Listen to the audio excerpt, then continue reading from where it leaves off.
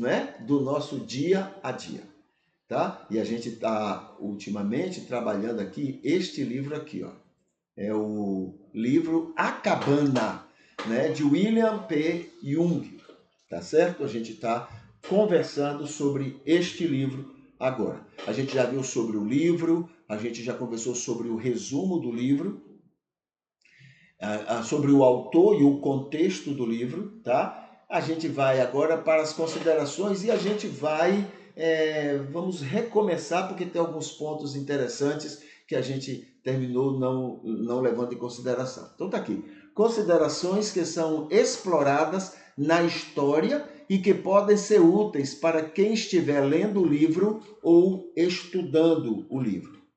Primeiro, a ideia de Deus como uma figura barbuda e majestosa é apenas uma imagem mental criada pela humanidade e não necessariamente reflete a verdadeira natureza de Deus. Sim, né? Primeiro porque Deus, quando a Bíblia diz que nós somos criados à imagem e semelhança de Deus, não é o sentido de que somos, de que Deus tem braço, perna, cabeça, mas é porque a gente termina antropomorfizando as coisas para que a gente possa compreender melhor. É próprio do ser humano, tá bom? É próprio do ser humano. Mas, na verdade, não quer dizer que Deus seja assim, tá? Não quer dizer não é assim, tá? Isso aí é coisa humana, isso aí é uma figura, é uma compreensão humana.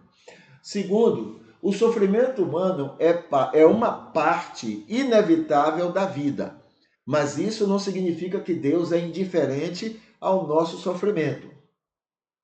Ele está presente conosco em nossas lutas e dores e pode nos ajudar a encontrar a paz e a cura. Isso aí. Pode não, ele sempre atua, também tem isso, tá? Faz parte da vida. Jesus fala, no mundo tereis aflições. Por que tem essas aflições? Olha, a Bíblia coloca uma coisa interessante. Ela diz assim, o amor ao dinheiro, ou seja, a ganância, o amor ao lucro, o amor ao ganho, de qualquer forma, é a causa de todos os males. Tá? Isso quer dizer que muito, mas muito dos problemas, das aflições que a gente vive nesse mundo é causado por essa ganância do ser humano. Tá? Então essa ganância leva a tudo isso. Todos esses, pelo menos há muito dessas aflições, como Jesus chama. Muito bem, isso faz parte da vida. Não temos que reclamar, porque faz parte da vida, faz parte. Mas Deus não deixou a gente abandonado. Deus tem criado várias circunstâncias, várias maneiras para a gente superar tudo isso, tá? Para a gente ser maior do que isso, ser mais forte do que isto. Então, temos todas essas habilidades. Todo ser humano tem, tá? Todo. E agora, também está dizendo aqui, ele está presente conosco em nossas lutas, sim, porque ele ama. Tá? A gente pode entender, por exemplo, digamos que hoje eu vou passar por um problema, mas Deus já sabe disso e já está trabalhando sobre isso há muito tempo atrás. Muito tempo atrás. Hoje, quando eu vou sofrer um problema, já está tudo sob controle, ou seja, ele vai permitir que eu sofra, porque é importante que eu sofra, né? Não é importante para alguma coisa, mas ele não tira. São consequências de erros que eu cometo. Mas ele já aliviou bastante o peso, não é só comigo, todas as pessoas, porque ele ama todo mundo, né? Então, a gente vai passar por isso. Isso quer dizer que no tempo de Deus, ele fez isso no passado e está fazendo isso, né? Aquele passado que ele trabalhou é esse momento que eu estou vivendo agora. É uma coisa interessante essa questão de tempo, né? Para Deus, 1 minuto é como 1000 anos. A Bíblia fala assim, né? É como 1000 anos e é como o dia de ontem. Então, na verdade, é assim que funciona, tá? Deus está conosco, está do nosso lado. O que ele fez em épocas passadas, a gente pode tranquilamente dizer, ele está fazendo, não tem problema nenhum. Agora a gente lembra que ele não está fazendo agora porque foi apanhado de surpresa. Ele já está fazendo isso há muito tempo em nosso favor. Tá bom? Ok, então ele realmente, isso aqui o autor tem razão. A dor e o sofrimento podem ser uma oportunidade para o crescimento espiritual e a transformação pessoal. Sim, as dificuldades que a gente vive, não é? São trabalhadas por Deus em nós de tal maneira que isso produz crescimento para a gente. Deus permite e Ele nos ajuda para que aquilo se torne cada vez mais algo que venha nos levar a crescer. Dói, mas nos faz crescer. Né? É por isso que a Bíblia diz assim: Ele faz com que todas as coisas contribuam juntamente para o nosso bem, para o bem daqueles que eu amo. Na verdade, né, coincidindo com a própria Bíblia, ninguém o ama para dizer de uma maneira que pode dizer assim, nós amamos, porque digamos, a gente ama a Deus, vou usar novamente a ilustração que eu já usei há algum tempo atrás, a gente ama, todo mundo ama a Deus, digamos para amar de verdade é 10, mas o nosso amor é um. Mas fazendo um esforçozinho, uma dedicaçãozinha, sem fanatismo, porque o fanatismo termina desamando Deus. O fanatismo leva a gente a se comportar de maneira diferente do que Deus quer. Então, tirando o fanatismo, fazendo um pouquinho de esforço para amar a Deus, a gente chega no máximo a 2. Mas amar de verdade é 10. Então estamos longe, não amamos.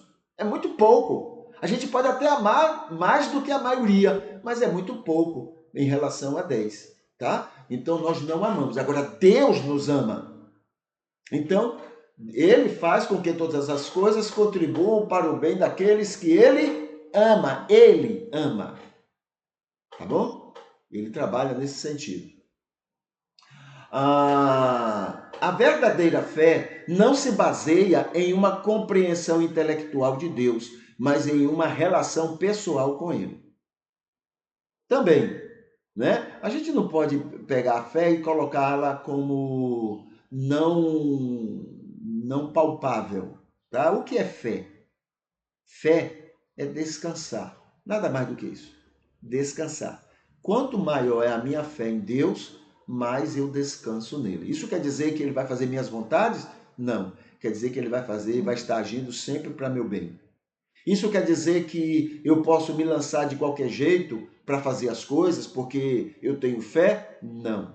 Quer dizer que eu devo ser prudente, que eu devo ser cuidadoso, porque essa foi uma responsabilidade que ele me deu. Tá? Então, vamos tirar a ideia que é colocada por muitos gurus, né, evangélicos, de que fé é você ter a capacidade de desafiar Deus. Não é isso. Aliás, quando você desafia Deus, você está mostrando que não tem fé. Fé é você descansar, relaxar. Né? Não é ficar dizendo a Deus o que é que ele deve fazer, é você descansar que ele sabe o que fazer, ele sabe como fazer, ele sabe agir da maneira dele, é a melhor para a gente. Então é descansar. Né? Quando você vê uma pessoa dizendo, eu tenho fé, Deus, eu estou fazendo isso aqui, eu tenho fé que tu vais fazer, é falta de fé. Porque se tivesse fé, não estava impondo a Deus nada. Pelo contrário, estava relaxado, descansado. Quanto mais a gente descansa, quanto mais a gente tem fé, menos a gente se preocupa com aquele problema. E sem dar solução, deixa na mão dele, ele sabe como fazer. Tá bom? A gente tem mostrado muito mais que não temos fé do que de que temos fé. Né? 4. Esse aqui foi o que falamos, né?